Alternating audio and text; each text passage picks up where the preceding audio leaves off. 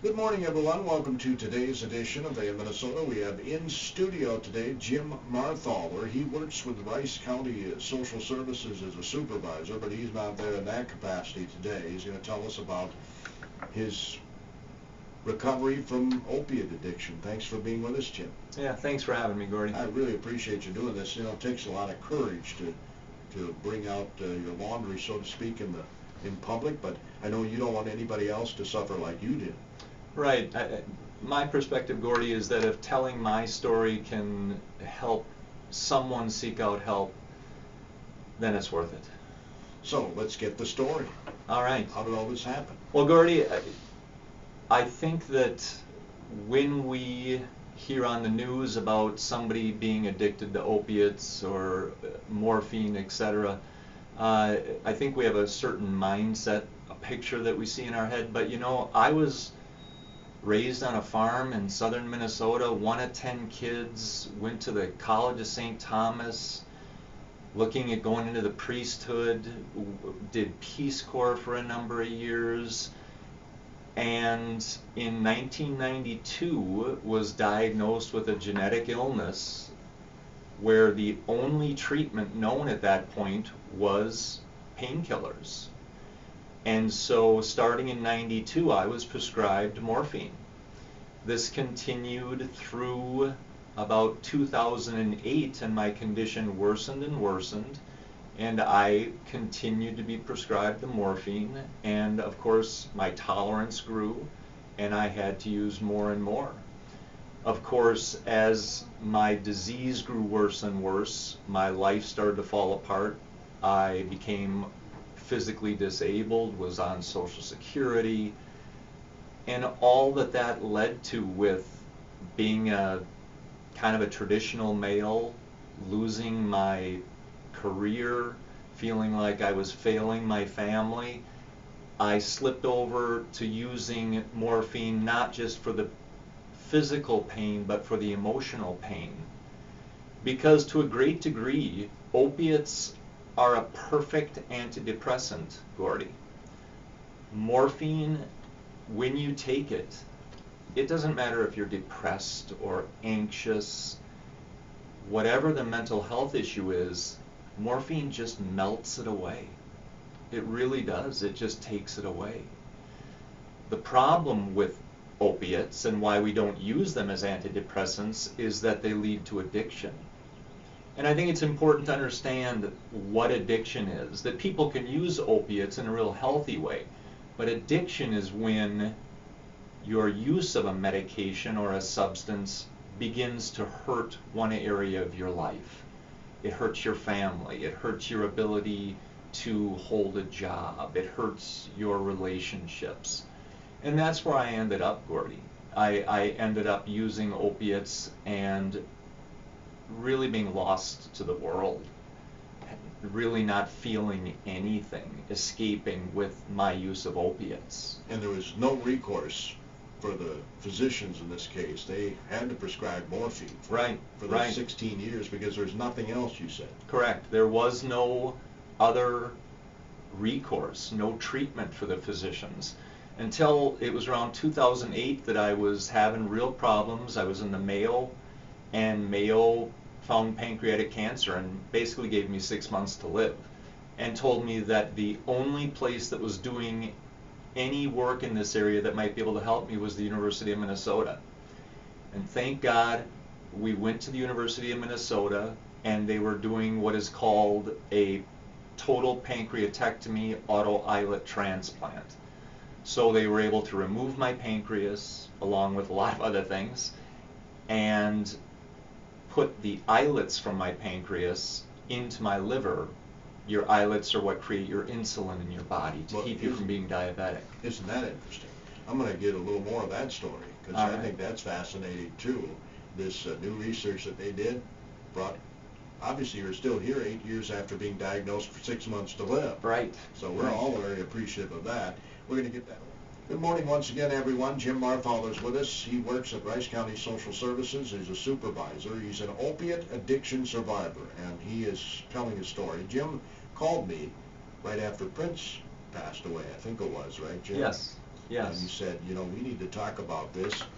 And I thought, wow, that's awesome that you were able to, you know, to give me a call and say, hey, I'd be willing to talk about opiate addiction, which is at epidemic proportions. I was looking at the numbers before the show. National Institutes of Health says between 26 and 36 million people worldwide have this problem, but about 80% of them are here in the U.S. Yeah, and also of all the opiates, the medication opiates manufactured in the world, 80% are consumed in the United States.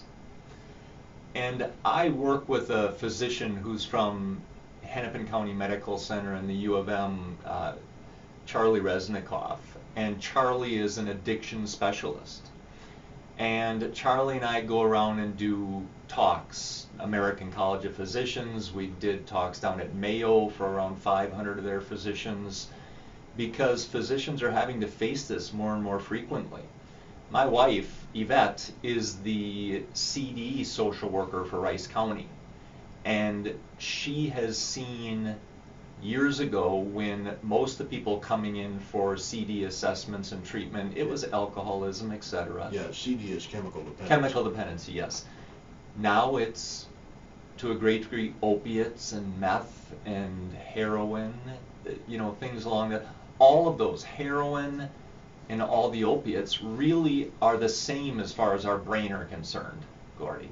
Our brain reacts the same to all of them. And I was explaining to you before the show how a huge percentage of the people who end up on heroin are people who were prescribed opiates from their physician for legitimate reasons. But at a certain point, their physician stops prescribing it for one reason or another. And then it's still, you go out and get it somehow, some way, some way. Right, and heroin is an answer to that. And one of the talks I do for physicians is explaining to them, instead of just cutting someone off, in a healthy way, in a helpful way, how can they help someone get off those drugs? Prince was in the process of this. Yes. The buprenorphine, which is, thank goodness, spreading across the country right now, because it is a drug that it blocks the receptors in the brain and stops you from needing morphine or heroin, and it stops you from going through the withdrawal. So it's a very healthy, a drug you can take that gets your life back on track. It's you don't get high from it. It stops you from being addicted. You only have to take it once a day. You can't get high. You cannot overdose on it. It's a very healthy drug as an answer to helping people get off opiates or illicit drugs that are associated with that. One of the problems with this drug is that physicians have to go through an 8-hour training in order to be able to prescribe it. And for their first year, they can only prescribe it for 30 patients. After their first year, they can prescribe it for up to 100 patients. But it's still very limited. And I think we see a classic example that was on all our TV sets and radios, Prince. He even struggled to find someone who could prescribe it for him and get it to him. And my friend Charlie Resnikoff said, we were 24 hours late with Prince. 24 hours late, or he would still be alive. Yeah, he was reaching out. He was trying to get his life back in order. Right. Say. Yeah, he was. And the physician and his son, I believe it was, the son showed up with a prescription of buprenorphine for him. But it was too late. But it was too late. He was the one who found Prince dead in his home.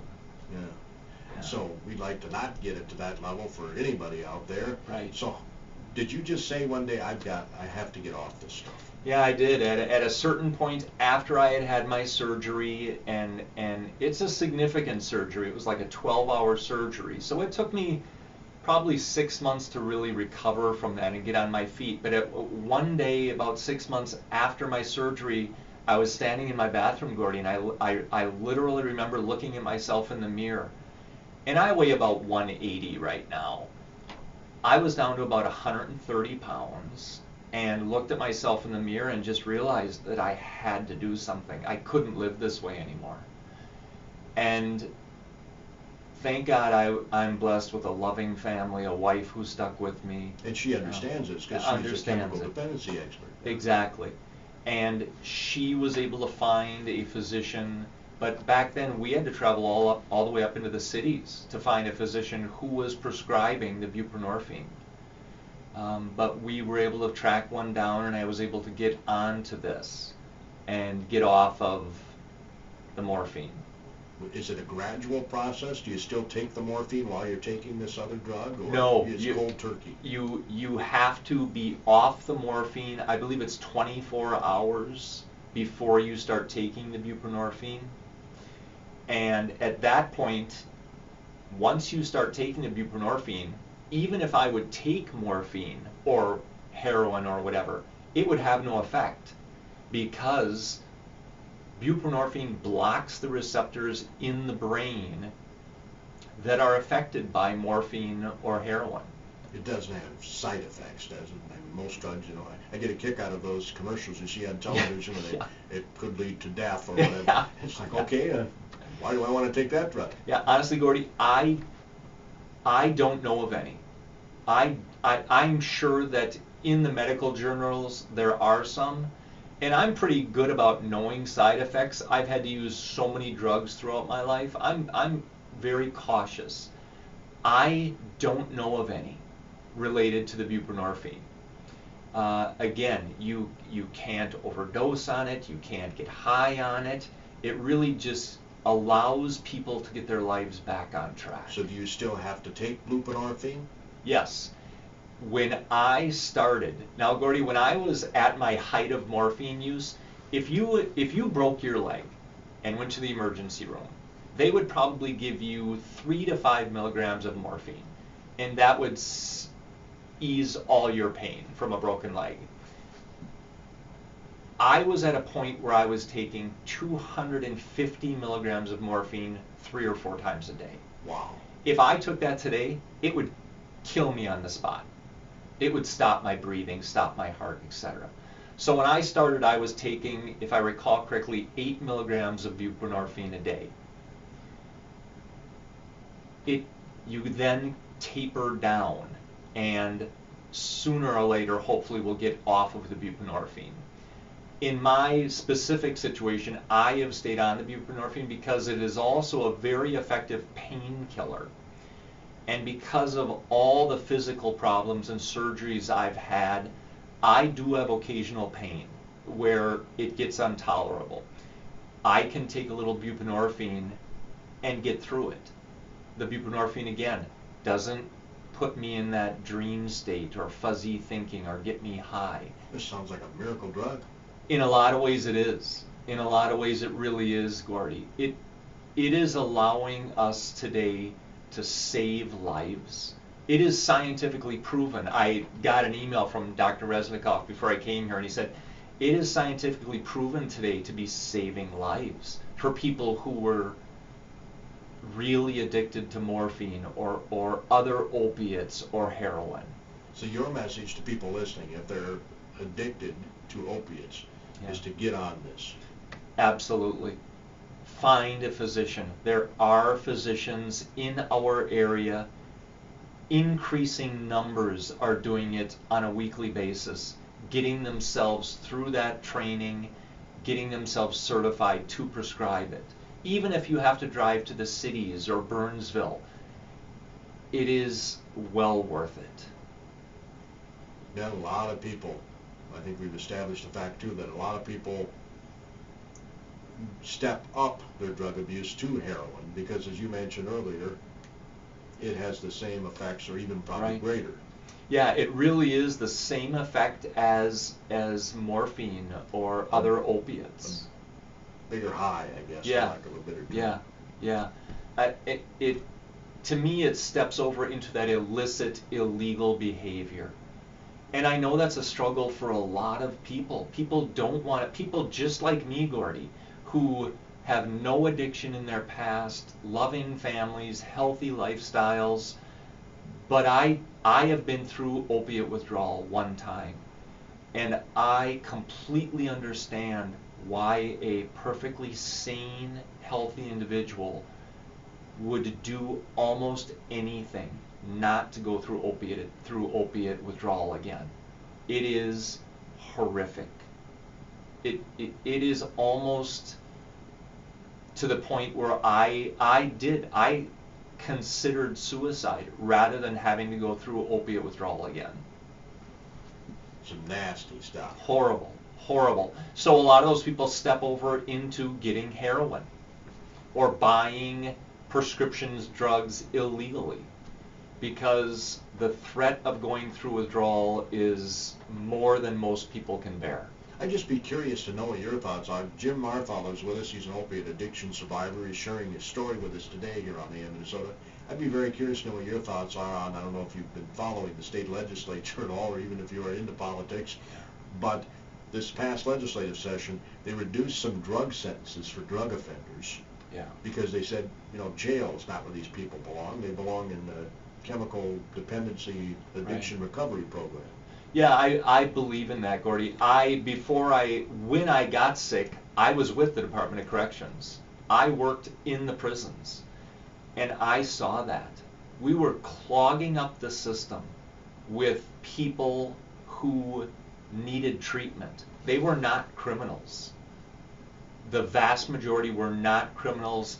They were addicts. Because you just said you could relate to those people. Absolutely. That they would do anything. They'd steal, lie, cheat, yes. To get the drugs so they can take care of their pain. Right, just to maintain that addiction. Yeah, so I believe we need to reserve the spaces and our tax dollars for people who are criminals, who you and I don't want as neighbors, who are going to commit real crimes out there, rather than locking people up who, yes, may fall into criminal behavior, but the basis of all their issues are their addiction. We need to find a way to have more availability of treatment programs. I know, for the county, I supervise children's mental health services. I sometimes, Gordy, wait 3 to 6 months to find a place for a young person to go to get treatment. And that's just too long. It is. Yeah. We have a real shortage. Yeah, an extreme shortage. And I hear it from my wife almost every day. The difficulty she has finding treatment for people who really want it.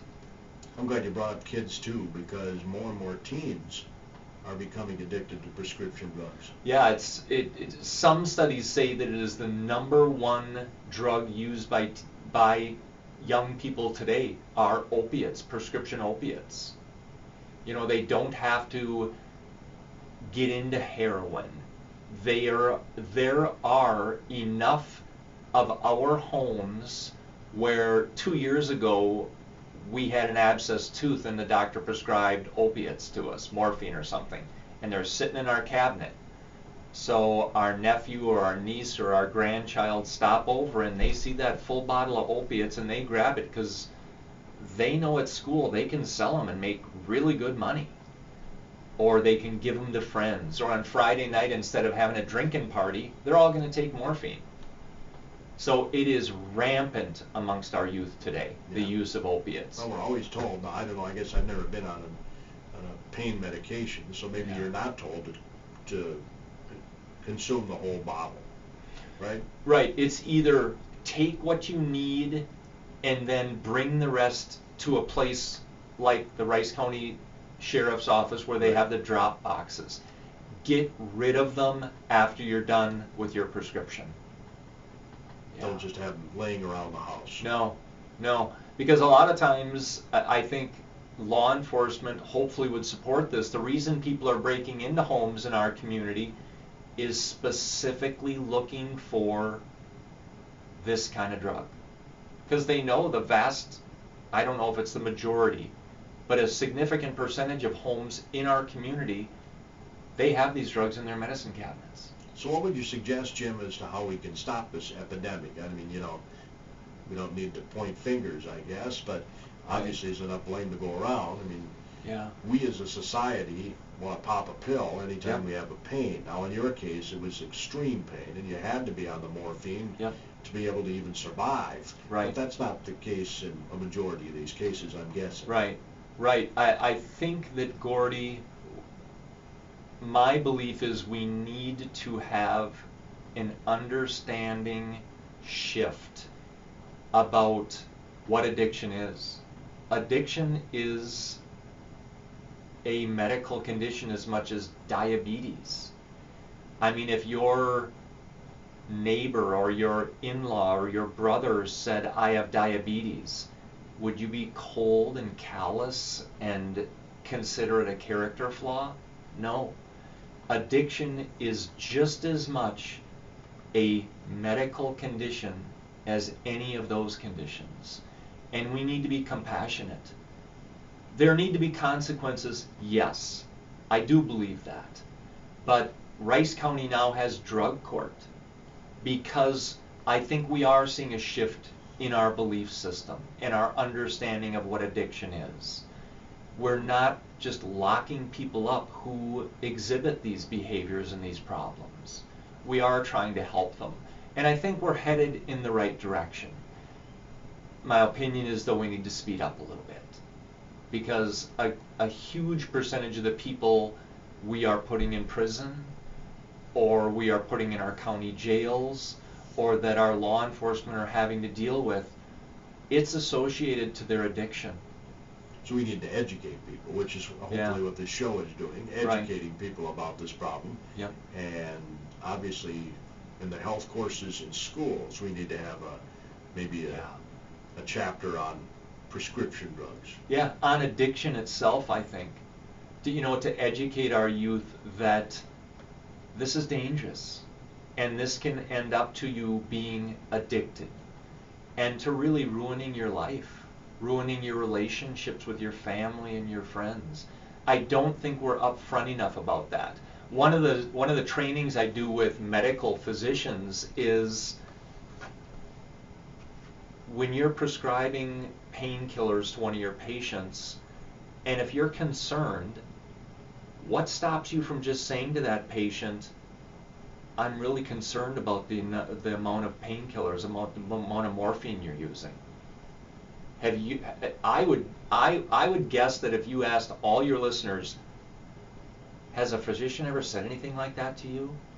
Rarely. I think our young doctors are more open to that and saying that more often. But it's a real mind shift for our medical profession to be able to say that. Well, here's the deal. I mean, if you're a physician, your job is to assist your patient in easing their pain. Yeah. So it's kind of tough to get their mind, I'm sure, around telling a patient, you're taking too much of this drug, I'm going to need to cut you back a little bit, but that means you're going to have some pain. Yeah, or to say to them, I'm really worried about your use of opiates or morphine or whatever it is.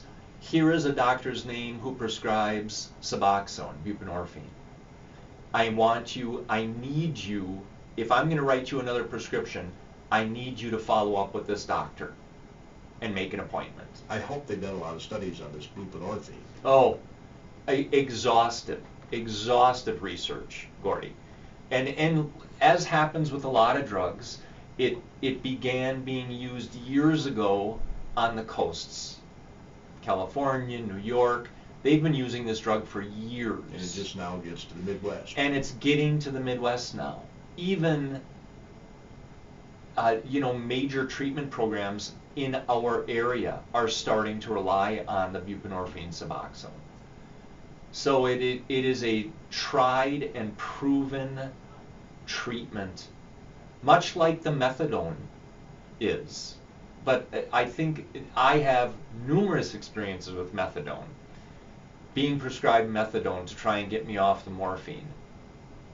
I was never successful using methadone. Okay. And I think a lot of that is a comment on where I was at the time with my addiction and my use of morphine. Sure. But also, I just don't think that methadone was as effective a drug for me as the buprenorphine Suboxone. But this buprenorphine, Yep. immediately you were no longer craving. No, any cravings I had, Gordy, were mental health based, not physiologically based. Yeah, and it did. It took me a while to get used to not being high on morphine anymore, Okay. just emotionally. Yeah, there's no opiate withdrawal though. No, But you had to go none through. whatsoever. All right. None whatsoever. Hey, thanks, Jim, for coming in and sharing. Gordy, your thanks for story. letting me talk about this. I really appreciate it.